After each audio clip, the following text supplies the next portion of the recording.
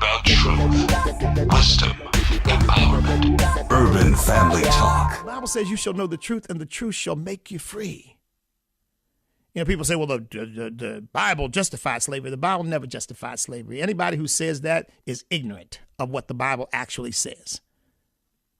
The Bible simply acknowledges slavery. The Bible Jesus said God allowed Moses to give a bill of divorcement because of the hardening of your heart. He said, because of the hardness of your heart. He said, but in the beginning, it was not so. It wasn't God's will. But it was an accommodation of the sinfulness of human beings. So the Bible acknowledges slavery. The Bible doesn't say, oh, this is a good thing. How can anybody say that anyway when the second book of the Bible is all about God freeing people from slavery? I mean, that's ignorance gone to seed. When in fact, I would argue, the most important story of the Old Covenant is God freeing people from slavery. And then you got idiots running around talking about, well, the Bible justifies slavery.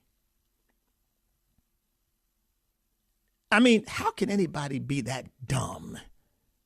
Well, you know why? Because they have help. Because they got a bunch of anti-Bible people and anti-Christian people who want to try to figure out a way to make people believe that the Bible's not valid and the Bible's not right and the Bible can't be trusted and all of that. Well, it can be. And folks, if you begin to see things from a biblical worldview instead of looking at them from a political or ideological worldview, or as many of the leaders so-called of the black community today, they want to see things through a sort of leftist communist worldview.